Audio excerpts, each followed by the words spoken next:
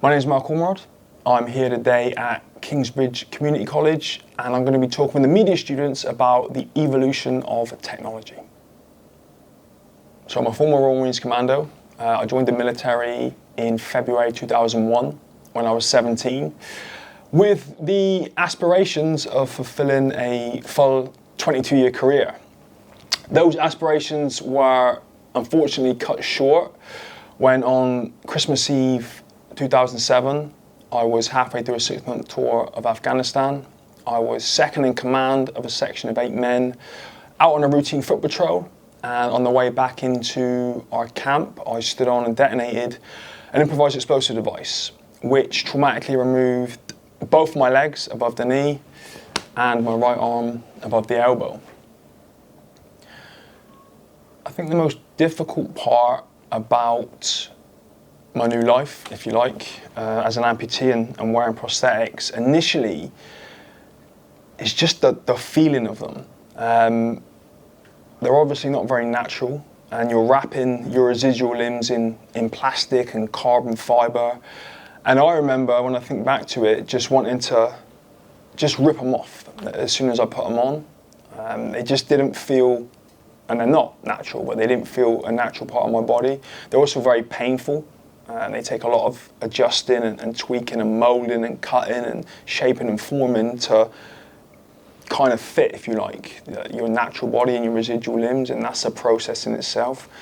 So I just remember, in those early days when I was putting them on, just feeling uncomfortable and angry and just want to take them straight off as soon as I put them on.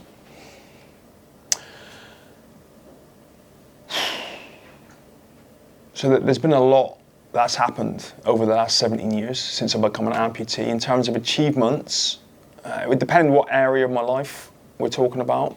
So in my personal life, I've fathered 2 more children, so I've now got 3 kids, and I'm all very proud of all of them.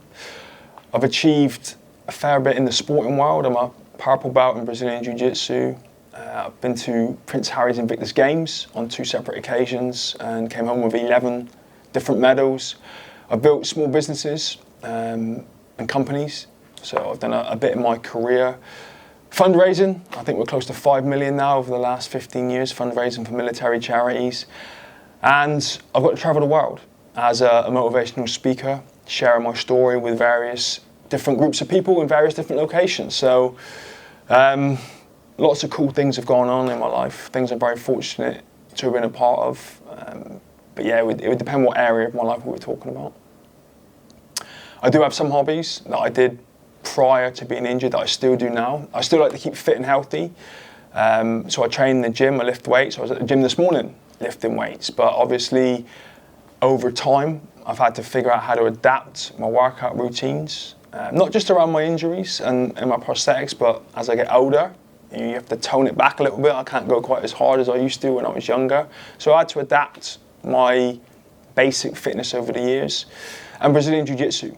I didn't do Brazilian Jiu-Jitsu before I was injured, but I did do martial arts. So from the age of 12, I competed as a kickboxer, I competed in Muay Thai, and I competed as a boxer when I was in the Royal Marines. So combat sports and martial arts were part of my life before I was injured, and Brazilian Jiu-Jitsu, thankfully, gave me that back into my life after I was injured. How many prosthetics have I had? I couldn't put a number on it, but I could say a lot. So I've had, 17 years in, so I've had at least 6 sets of legs, every day what I'd call walking legs, 3 sets of running legs, 2 sets of what I call stubbies, which initially you use them to transition from a wheelchair into full-length prosthetics, and they're used to build up the muscles you need in your glutes and your lower back and your hips and your core. I have some swimming feet. I have an everyday arm that I use. That's actually in the boot of my car right now. I have a gym arm. I have a swim arm. I have a bike arm. That is about it off the top of my head. In terms of how they have changed over the years, it's the lower prosthetics that have really advanced the most. And I actually just came off a 2-week trial of using the next generation of prosthetic limbs. So when these are up for renewal, which is this time next year, about 11 months' time, I then get to take the upgrade and go to what's called the X4 and use them. So the technology is always advancing and always changing, and that actually is something that I'm very grateful for and never take for granted. Well, technology is absolutely advancing in the prosthetic world. I don't know about hyper-realistic, but they're definitely getting a lot better. I mean, in an ideal world, you'd be able to just strap them on and they do all the hard work for you, but I don't think that is ever going to happen in my lifetime.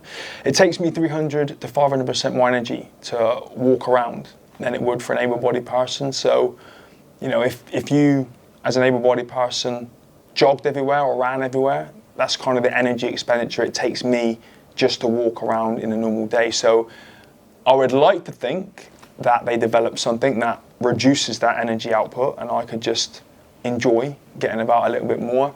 But I don't know if that's ever going to happen in my lifetime. But fingers crossed, Elon Musk, if you're watching this, you know what to do. My opinion on AI. So I grew up, right, watching movies like The Terminator, which is all about AI and how it becomes self-aware, realizes the human race is a threat, and then tries to destroy it, which obviously when you're younger, you think is absurd. But now I'm seeing AI in action, and I'm seeing how fast it's evolving. I don't think that will happen.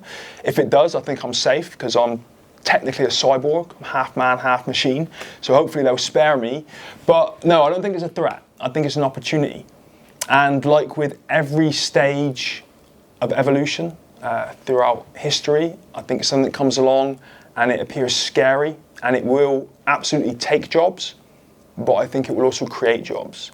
So, you know, it's that transition period which is challenging to manage, but I think long-term AI is going to benefit us all. A piece of advice that I would give to my 17-year-old self.